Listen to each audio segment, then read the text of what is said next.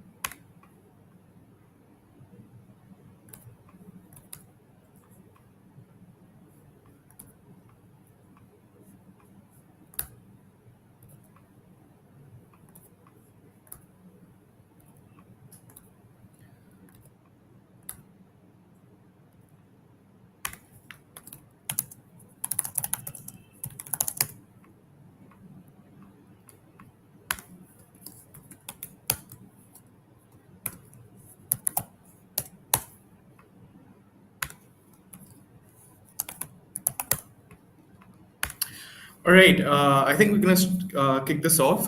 We have a couple of people that are going to start pouring in a bit. Right, so I'm just going to give like a very, very quick overview of what we have planned ahead with this live. With us, we have today AJ Wilcox. If for those of you who do not know, AJ is a LinkedIn ads expert, and if you haven't yet seen his LinkedIn profile, I think all of you should check it out. I would say it's an entire playbook on how to manage your LinkedIn ads successfully, and how you can go about managing your budgets, managing your creativity around your LinkedIn ads, and what you need to do in order to be a successful ads manager on LinkedIn. Besides that, we won't just talk about LinkedIn ads management. We'll just talk about overall creating a LinkedIn strategy as a company and even as an individual to see what you need to do to succeed on that platform. So without further ado, I think I'm just gonna welcome AJ onto our live, and then just have a very, very quick introduction of his. Sounds great to Steve. I'm looking at the LinkedIn event, by the way, and Okay. and it still says the event will soon start. It might not have been triggered to go live yet on LinkedIn. Oh, that's interesting. Because I saw through our LinkedIn page, the event was live. Can you give me like a moment? Let me see if there's Of like course, a. yeah. All right, just give me 1 second. And for those of you who might be listening, feel free put in the comments like, yes, we hear you loud and clear. That would be helpful too. All right, just give me 1 second.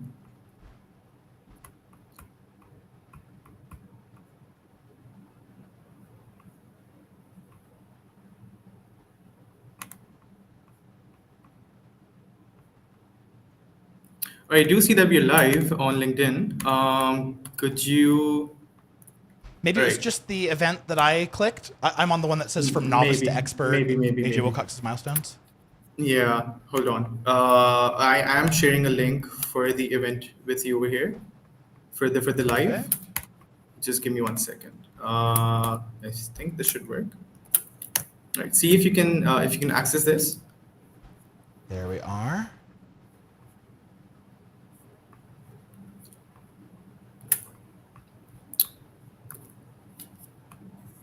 Okay. Yep, that one looks live. Yeah. The one that All I'm right. looking at, Yeah. I think this might be the one I shared from my profile. So I don't know if it's possible to tie them together, but I just Okay. shared a link to that one.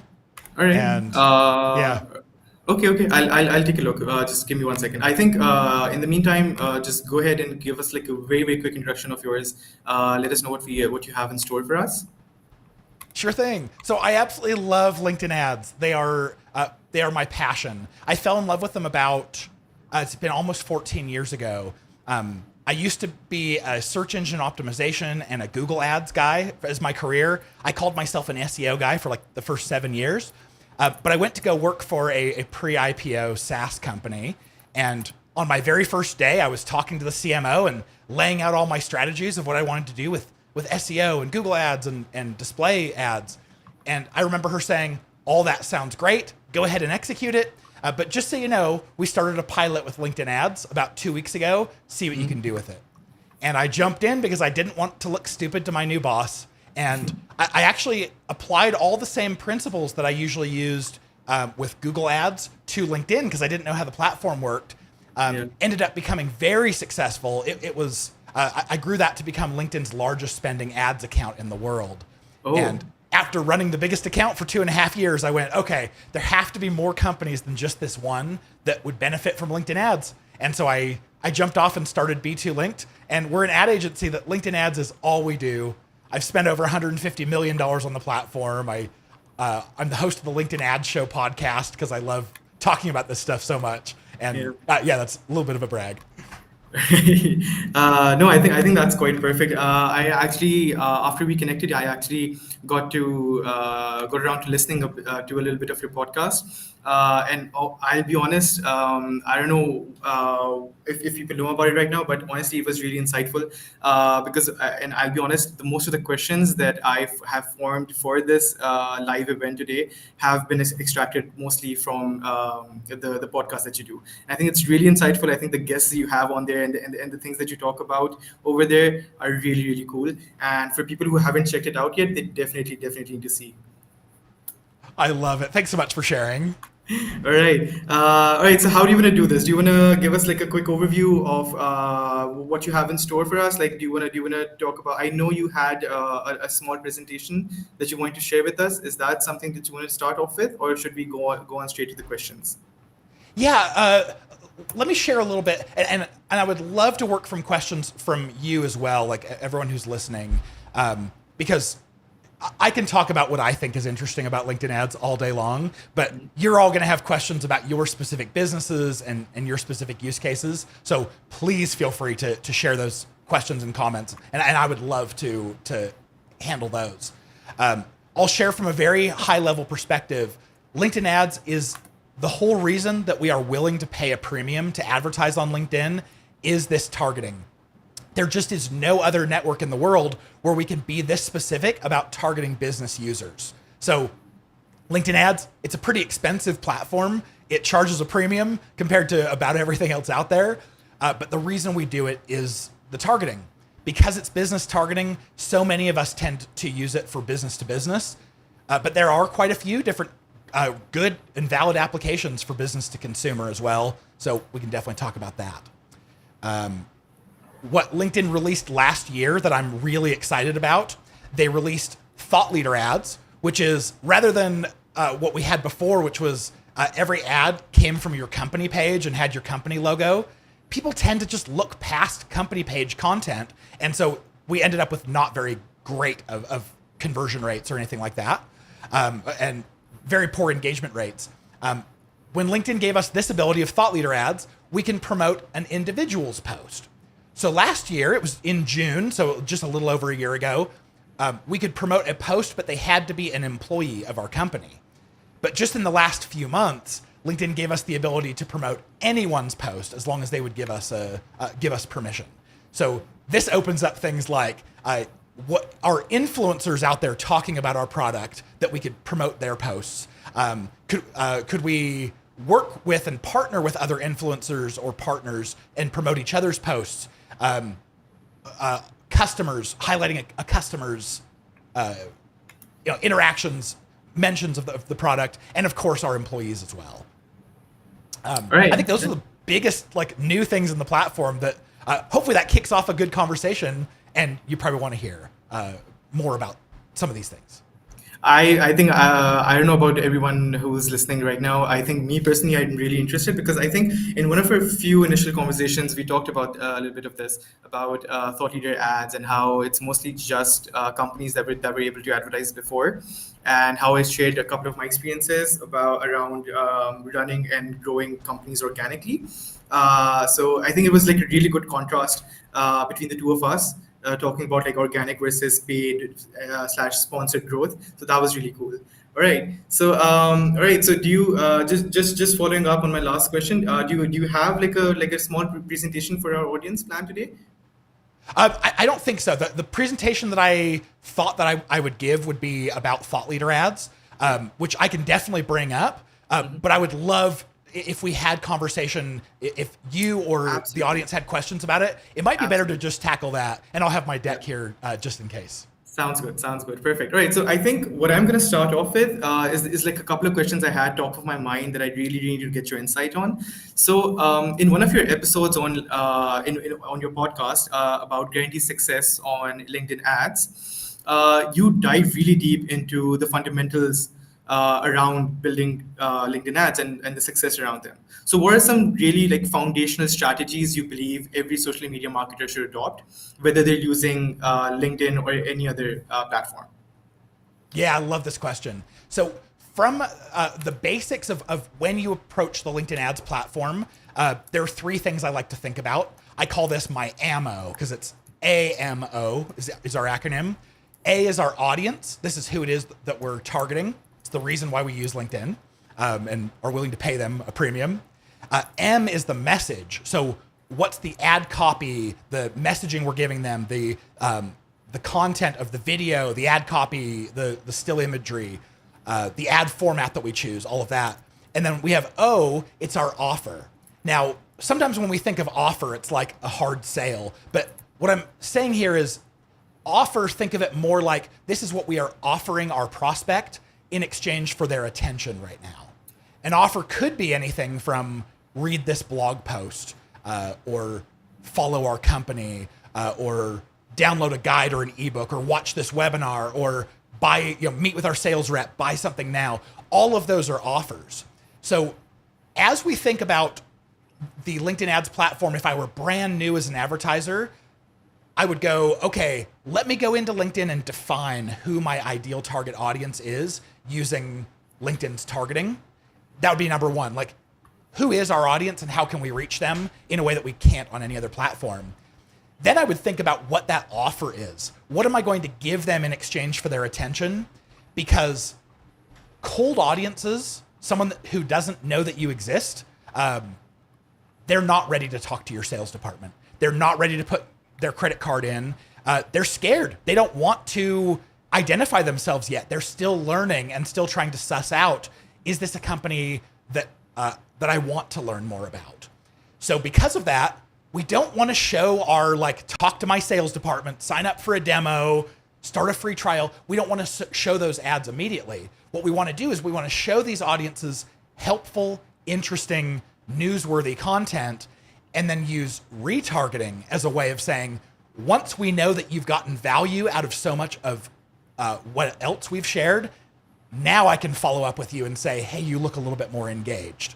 So that's what I'm thinking of very first off, is like, what's the step we eventually want them to get to? Great. How do we get there from providing value and not asking for anything along the way?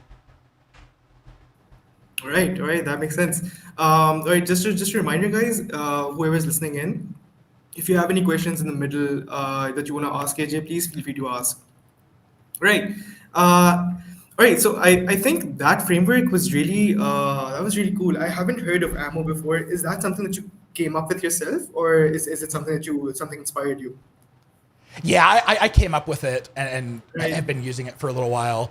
The Right. same principle works on all social media. Anything that is audience focused rather than keyword focused. Ammo is a great way of saying, if I want to go try out TikTok ads for the first time, I'm going to use my same Ammo framework to visualize what it is I'm actually going to be showing and who I'm talking to. Right. That makes sense. All right. So okay. So in another episode of your podcast, you talked about becoming a LinkedIn ads one percenter. So firstly, what I would ask you to do is like define what a one percenter for LinkedIn ad means. And secondly, what key milestones or learnings in your experience marked your journey, like made it really significant for you? So Yeah. talk a little bit about that. Talk a little bit about like what do you mean by becoming like a one percenter? Yeah. So by being a one percenter, I mean being in the top 1% of everyone who understands the platform. And I measure being a one percenter by when you jump on a call with your LinkedIn rep, are you learning anything? Do they share anything where you went, oh, I didn't know that? If you start hopping on these calls or talking to other advertisers and experts and you're not learning something, that might be the first clue that you're a one percenter.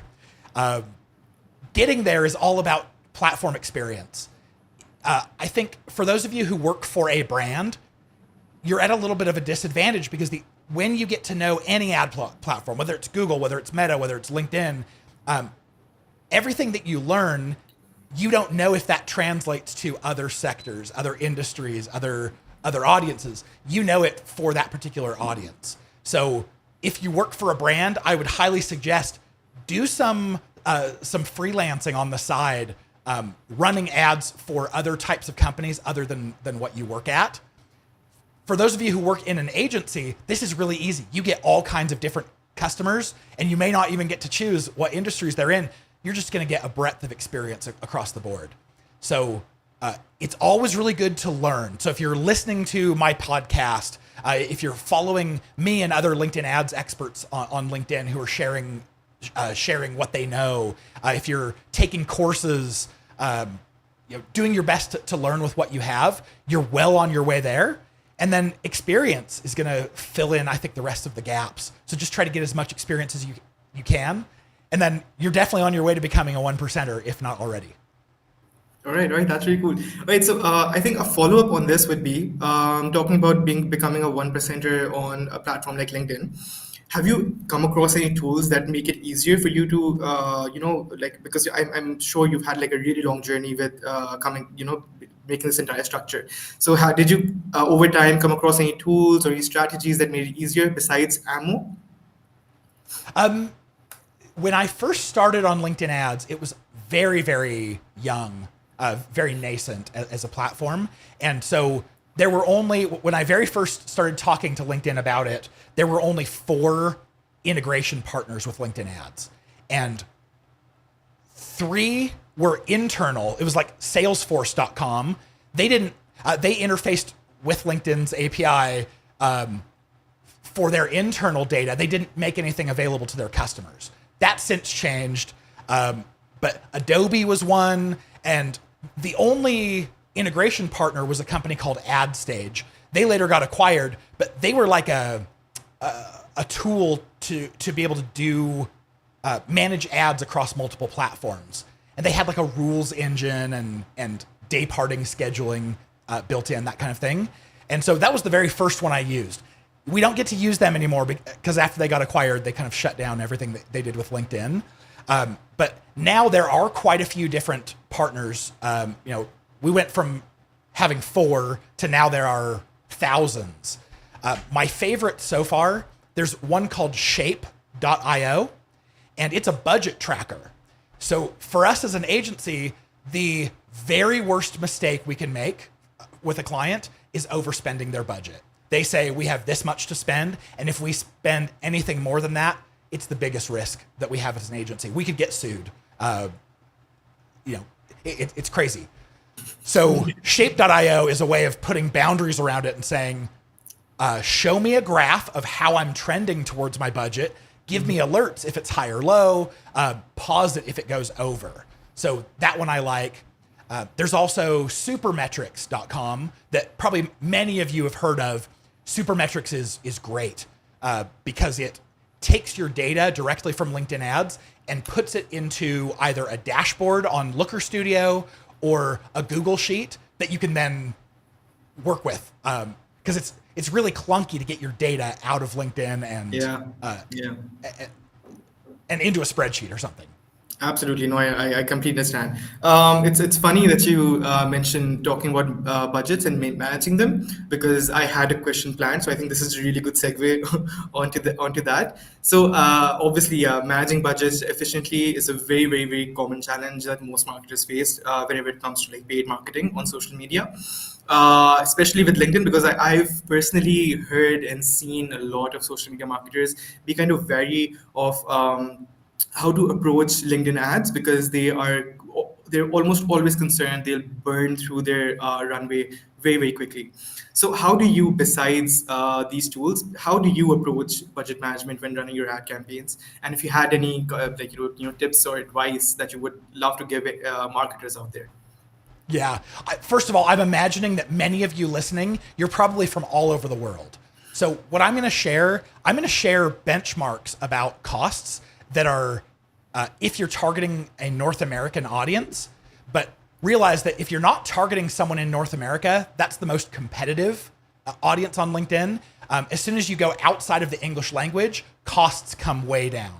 As soon as you go into other nations outside of North American nations, you may end up with significantly different results and lower costs. So with that being said, I'll try to give an answer that's helpful for everyone. The average cost per click on LinkedIn is between $10 to $16. That's $10 to $16 every time someone clicks on your ad. And that's not when they're converting, when they're turning into business. That's just an initial click, which sounds probably really high for many of you. But for our clients, to put it into perspective, we're averaging somewhere around 8. So if you know the platform, if you know the tricks, if you know the right way to build ads, to structure campaigns, you can pay significantly less than what most people are paying. It's like getting an immediate discount from LinkedIn that your competitors probably aren't getting. So, all right, so that's your cost structure. If you're paying $10 to $16 a click, you want enough data by the end of the month to be able to look at and learn something from and tell whether it's working or not. So I've found that to be, each campaign that I run, I like to spend about at least $1,000 per month. So if I had a budget of, let's say, $3,000 for the month, that probably means I would launch 3 campaigns. each spending about $1,000 for that month. And I would love to then look at it after they had spent about $1,000 each.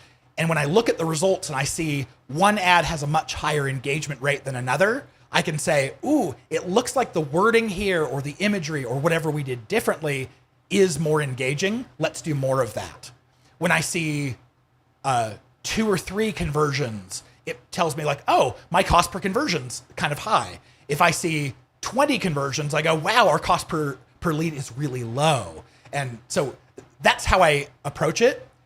But that's in North America. If you're advertising to Eastern Europe, your cost per click might be $2. If you're advertising to South America, it might be $1 or less than $1. And all of those numbers you can scale down just based off of the costs. All right, that's really cool. AJ, while we were talking, like I think what I'm gonna do is after after we're done with this, I think I'm gonna compile like a list of all the tools that you said and all the tips that you've given, if that is okay with you. And I think I'm just gonna bounce it off each other, so that I think we Please. could. Yeah, I think we should put this out because this is really useful, and I think a lot of people can benefit from this. Yeah. All right. Oh, So I'd love to. another thing you mentioned handling your creatives, like you're handling your imagery, your content. You've emphasized the importance of ad creators a lot in your podcast. So that, like looking at the trends and with the growth of video content on social media, how can marketers leverage video ads effectively on LinkedIn ad campaigns? It's really interesting because if you would have asked me 2 years ago about video ads, I would have said, don't even bother on LinkedIn. Video ads are expensive.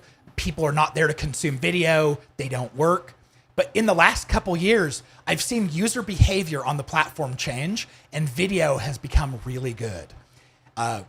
Especially the kind of video where it's very, I call it intimate or personal video, where a thought leader, an industry expert is speaking right to you and sharing something of value. Maybe it's an update of what's going on in your industry that you should be aware of. Or maybe it's, here's a quick tip or a strategy to do your work better. Or here's something that you didn't know about. That kind of content works extremely well. And we also found a cool little hack. We ran exactly the same video ad with just normal subtitles. We ran exactly the same one with those big animated subtitles like you see on TikTok and Instagram. And our completion rate in both tests doubled by use of using the animated subtitles. So what that told us is, wow, twice as many people made it to the very end just because the subtitles were engaging. We should probably do more of that. So we recommend animated subtitles on all video. If that's your approach, if you're speaking to your audience and giving them value, and then LinkedIn allows you to add retargeting audiences of anyone who watched at least 25% of your videos, and you can use this video content either coming from the company or coming from an individual as a thought leader ad, it makes video, I think, the most powerful ad format on LinkedIn.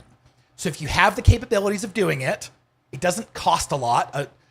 For me, it's a $12 per month subscription to Descript to create and edit little videos, and spending 30 minutes in front of the camera once a month to get the content together. That's by far the best performing ad creative. You may not feel comfortable on video, or you may not want to, or whatever. Then static imagery can do really well. Also, the rules that I would give you are, realize that as people are scrolling down their news feed, it has to catch their eye. There has to be a thumb stopper of some kind. And LinkedIn's color scheme is very heavy in blues, grays, whites, blacks. So if your imagery stands out against those, especially orange, red, green, purple, those colors pop. And if your imagery can just get someone to stop scrolling, then the ad copy that you write, they'll actually give it a chance. And that's when we see engagement rates come up and costs per click really fall down. Those are actually really valid points, because I was just aggressively nodding through most of it, because these are some trends that I've noticed myself as well. So it's really cool to have an expert validate all of these observations. So that is really, really cool. You're right, absolutely you're right. I think up until maybe even like a year or and a half ago, videos on LinkedIn ads were not videos on LinkedIn itself were not working at all. Like people rarely posted it. I think what was working 2 years ago was carousels, and they were blowing up all over the place. Like the algorithm was like pushing carousels all over the place. But I saw all of these major creators on LinkedIn who were sharing amazing content. Slowly started experimenting with videos, and then now you see videos more often on their LinkedIn profiles, and you've also started seeing their faces more often. They start posting selfies, just to humanize their profiles a bit more, instead of just having carousels of text going on. That is some really, really cool insight, and I honestly I would never have guessed that those really flashy subtitles would have doubled your conversion. That is quite amazing. Yeah, Right. So and that does come because I think that number was something like 86% of video watched on LinkedIn is with the sound off. So your subtitles are so important to being able to catch people's attention so that they'll keep yeah. watching. Yeah, you're right. I don't know if you've heard about or if you follow Neil O'Grady on LinkedIn. Uh-uh. I love his content. I love the way he writes hooks, and I love all the explanations he gives around writing hooks. So I think this is just something, just another tip on how to hook in your audience when you're advertising on LinkedIn. That is really cool. Awesome. I'm following him right now, so thank you for that tip. Yeah. All right. Okay. So, okay, I'm just going to do a little bit of segue. I think I would come a bit more towards how businesses can adopt LinkedIn marketing. So, you yourself have often highlighted the nuances of B2B marketing on LinkedIn. So, what are some B2B marketing strategies that people can or marketers can effectively apply either on LinkedIn or other social media platforms that you've seen working in your experience? Yeah, the biggest tip is something that we talked about before, which is cold audiences are not ready to buy. They're not ready to talk to your sales team. And so as you build your whole B2B strategy, you have to have value first, get attention, earn their attention before you can start asking for things like, come meet with our salesperson where we're going to turn you into a sales qualified lead.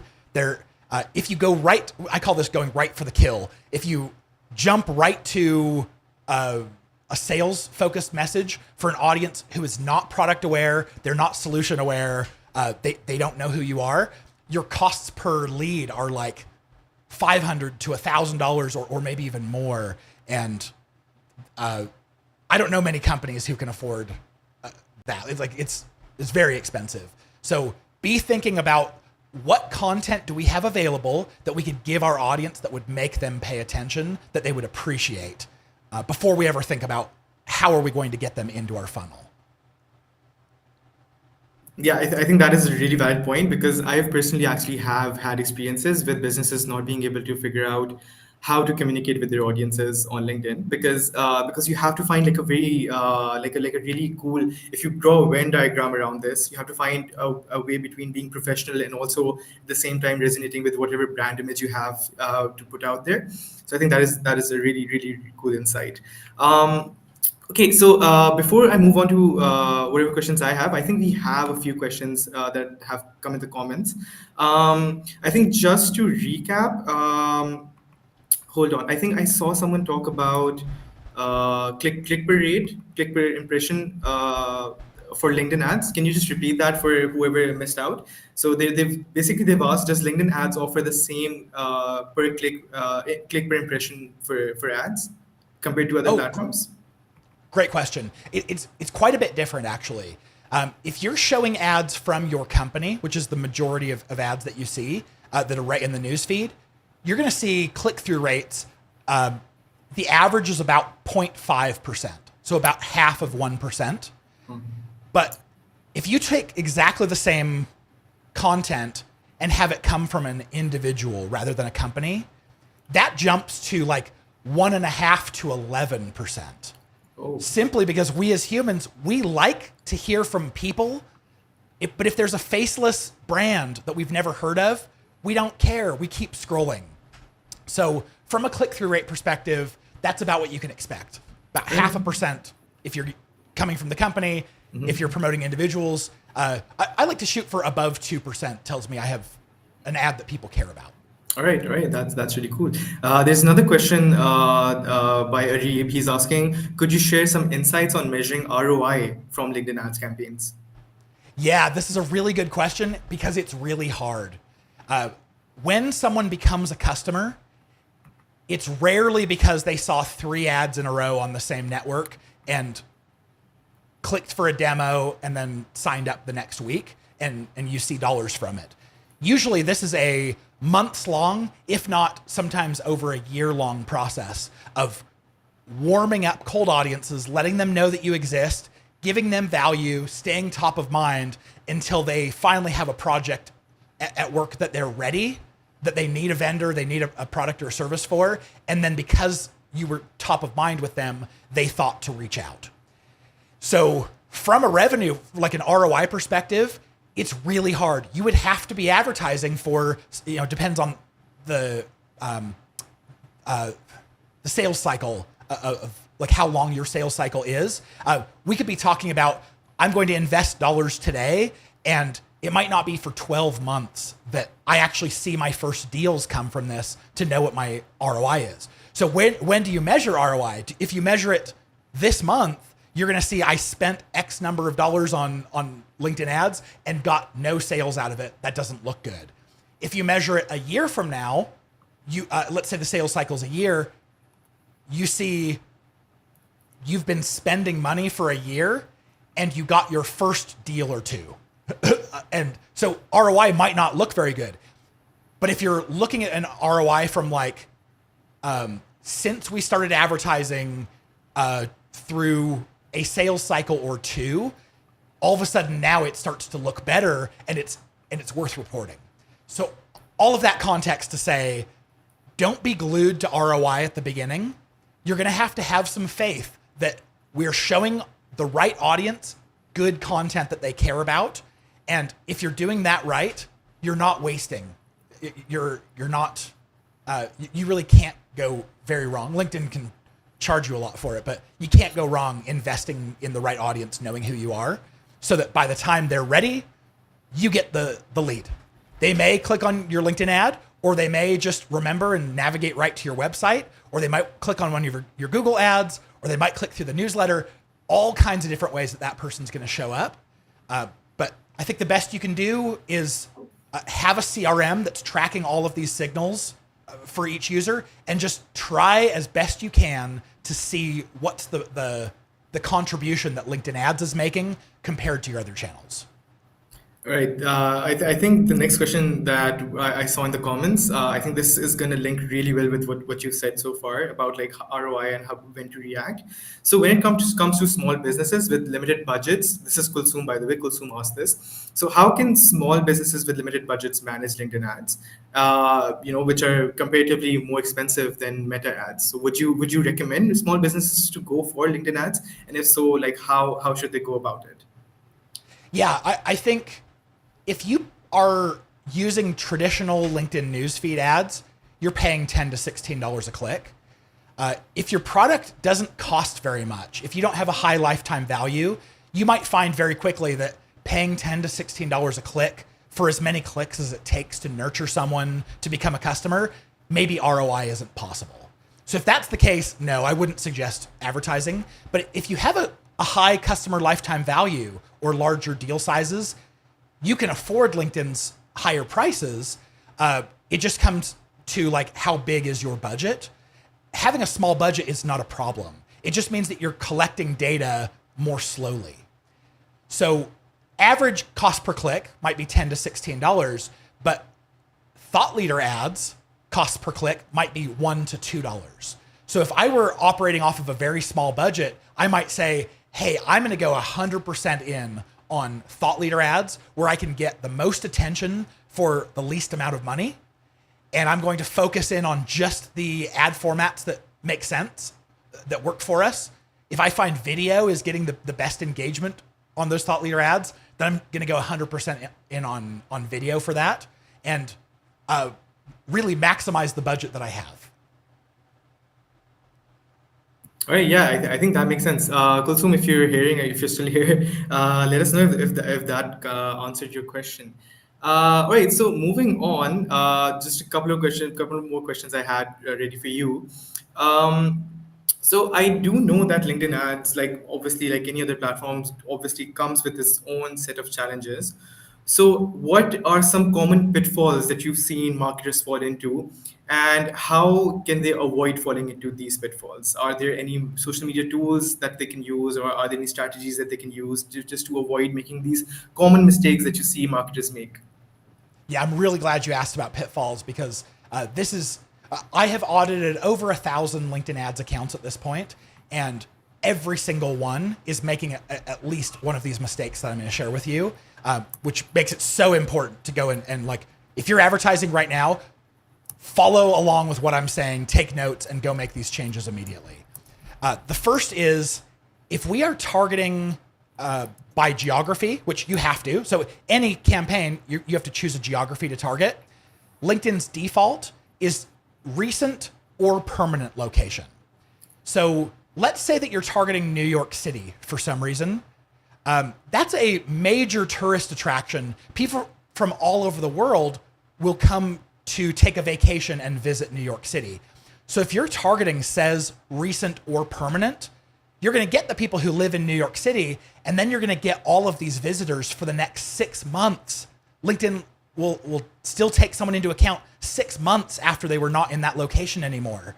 So you may be losing some of your budget to people who don't actually live in the area that you're targeting.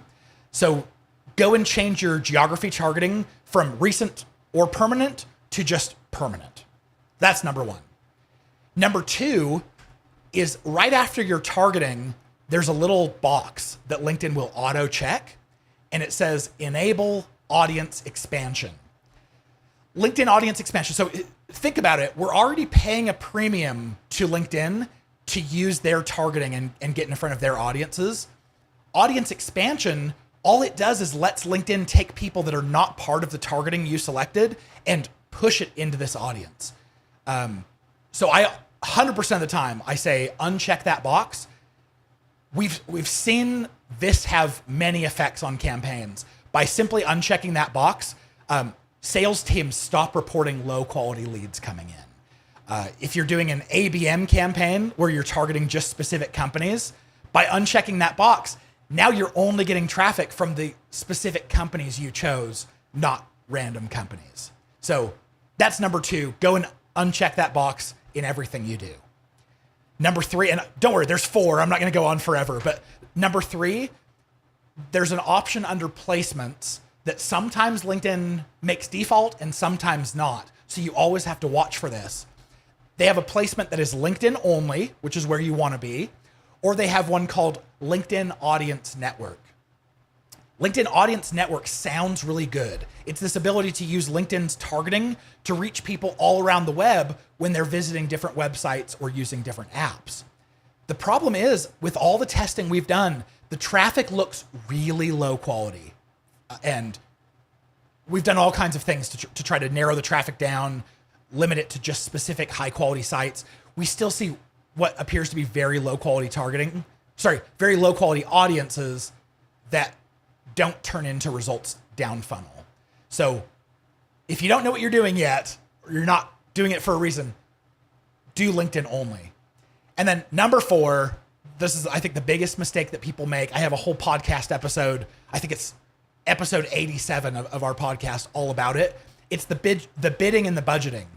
If you let LinkedIn, if you hand them your wallet, they will take every dollar bill and credit card out of that wallet and leave you with nothing.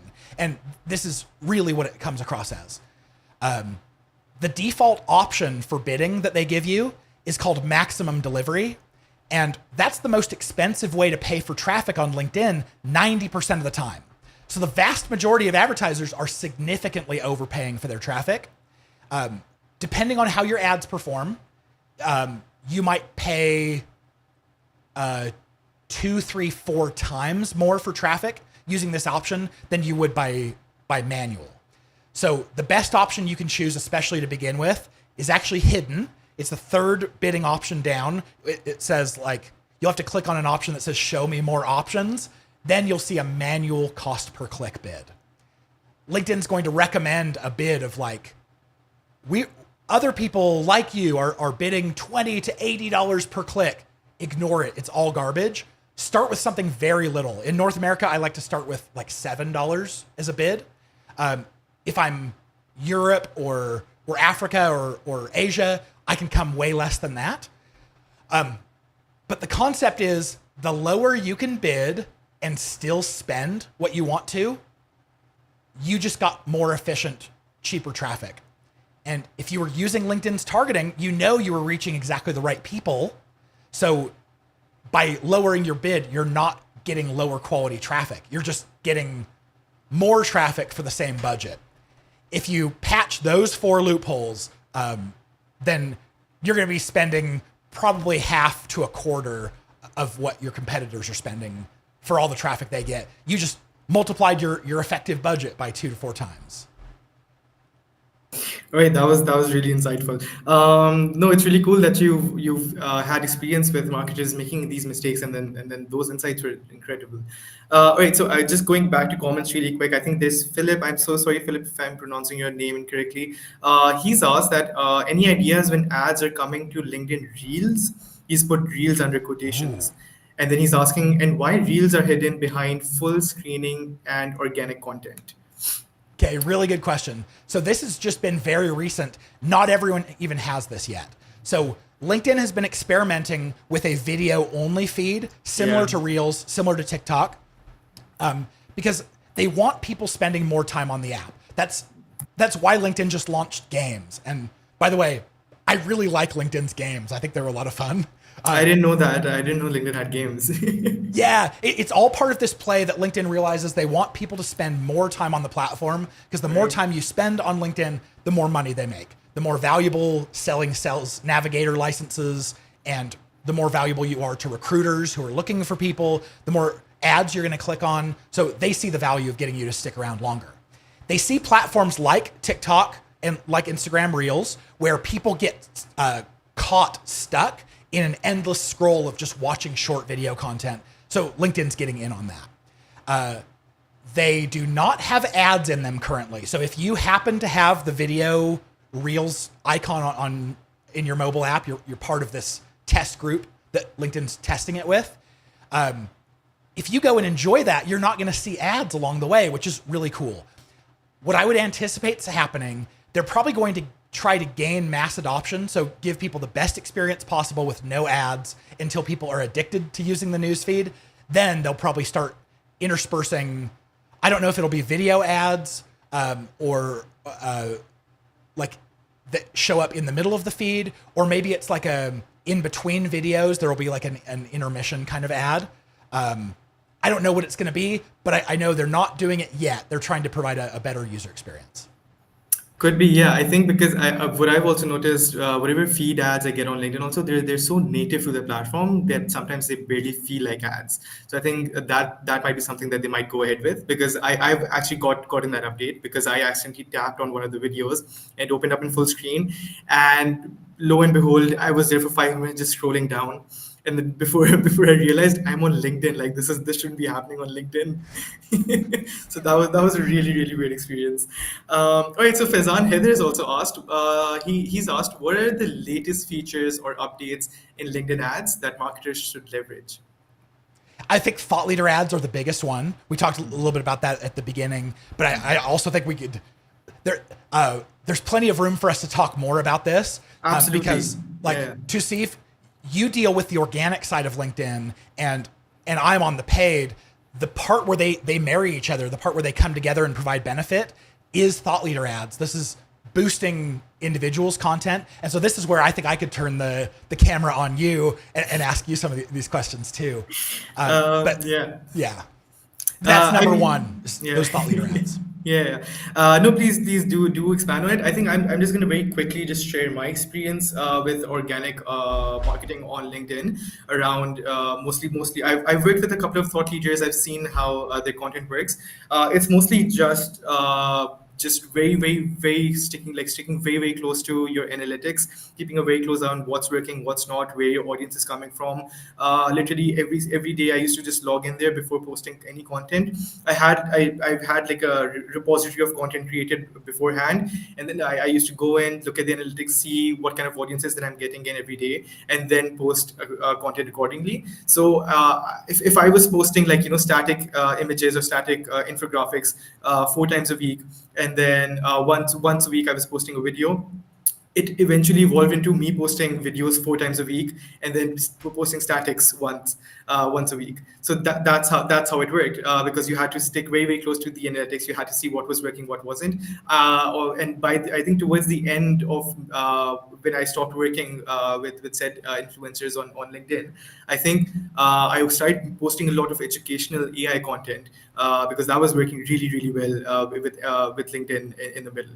So I was posting like how-to tutorials for products that weren't even sponsoring us, but they were getting us really good results because the ROI on that for us personally was really good. So I think that's how the organic side of stuff worked for me. Oh, I love it. And I get this question from people who love the organic side of LinkedIn quite a bit, which is like, when I post, I get thousands or tens of thousands of views. Why would I use ads to promote that? And the answer, I mean, it really depends, but it's like, when you post an organic post on LinkedIn, the people who see it are your followers and connections. When they interact with it, the people who then virally, your posts get seen by them, are the first level connections of your connections and followers. So it's like your second degree network. And so all of that to say, if that's who you want to get business from, then you're already reaching them for free. You don't need ads. But the beauty of LinkedIn ads is you can be so specific about who you want to see your ads. So the audience that you're getting for free organically anyway, if they're going to build your business, great. But a lot of times I've seen where, well, the people who follow me and interact with the posts, they don't tend to be as qualified, or they're not our best kind of customer. Our best kind of customer might be a larger size of company or in a different industry that I don't have connections in yet. That's the beauty of turning the same post content into an ad with thought leader ads, but now you can choose to promote it to the very specific companies that you want to be able to sell into, bigger companies, more well-respected people. And then now when they become your followers, the next time that you post for free, higher value people are seeing it. So it really is all additive. That actually makes quite a bit of sense, because I think I can vouch for that, that not all of your audience is relevant when you're promoting it organically. A lot of people just enjoy your content. That's it. They really don't want to buy from you. They just enjoy what you're saying and what you're posting about. So yeah, I think that is really relevant. But I think what I would follow up with, because this is a problem that I ran in with personally as well. This is just for me, honestly. I don't know if anyone else is going to benefit from this. So should companies or individuals stop focusing on these random people who start following them, or does that help them with their credibility still, to see that that there's a social proof attached to a bigger number? If they have like a higher amount of followers, there's a certain social proof that comes with it. So should individuals and people who are focusing to bring in ROI or bring in business stop focusing on these organic efforts of getting random followers? Is that like fruitless? It's not fruitless. They're definitely, so it's different for individuals than it is for companies. For a company, we see that if a company has fewer than 1,000 followers, no matter what kind of advertising we do, it's probably going to be kind of hard. There's a lot of people who go, oh, this company only has 300 followers. They may not be a real company. They may be brand new. They may not know what they're doing yet. So the ad looks interesting, but I'm not going to click on it. And so you find, like, before you have 1,000 followers, your ads have lower engagement rates and higher costs. And it just feels like you're pulling teeth trying to get your ads to work. But when you get over that 1,000, and especially over 5,000 and 10,000, all of a sudden your ads start to perform a lot better. So I think it's a vanity metric for sure of how many followers you have. But it's a vanity metric that some people care about, and it does add that element of trust of like, oh, it's safe to interact with this company or individual because a lot of other people trust them too. For individuals, we find like, I don't know, it's a lot easier to get a lot of followers as an individual than it is as a company. So if you have, I don't know, 5,000 followers or something, people are like, wow, you must be doing great. You must be someone who's very trusted. But it's not that hard to get there. It's a little harder to get to like 30,000, 60,000, 100,000. But you also don't need to get there to have people pay attention to you. That's a very, very well point. Yeah, you're absolutely right. Okay, so we have a couple of more really, really great. I know we are short on time, I think, but these really cool questions. They just dropped in the comment. Angela wants to know how much are those thought leader ads, and then there's another one from Kevin McIntyre, but I think we'll go with Angela first. Yeah, She wants to know. average cost per click on thought leader ads is right now between about $1 to $2. If you're paying more than that, chances are you are paying by the wrong kind of bidding. You're doing LinkedIn's maximum delivery bidding, or your post isn't very engaging. And so you could just like obviously change the bidding, bid much lower, bid closer in the $1 to $2 per click range, and that should fix your costs. And then if your ads aren't very engaging, then try different posts. Like, let me take my last 4 organic posts, try promoting them, see which ones tend to get the better engagement.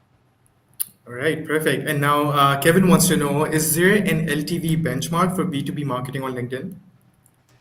I used to say it was $10,000. If you're going to make $10,000 from the lifetime of a deal, then LinkedIn ads made sense. But now, because we have thought leader ads that cost a fifth of what posts, normal ads did, we can use those a lot in our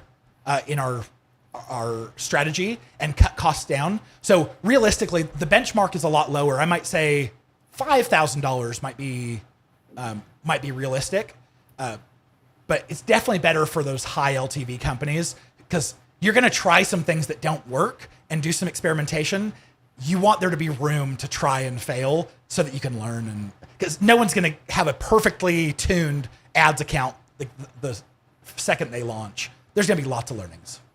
All right, perfect. All right, so I know we're really, really short on time, and I honestly don't know where this hour flew. I thought we had more time. I was having a lot of fun speaking with you. So I think I'm just going to wrap it up really quickly. I think what I'm going to ask is just lastly, reflecting on your journey, what's one piece of advice that you wish you had when you started working with LinkedIn ads? And secondly, what advice would you give to social media marketers that are working with tools like Social Champ? And how do you see tools like Social Champ working with, organic LinkedIn marketing?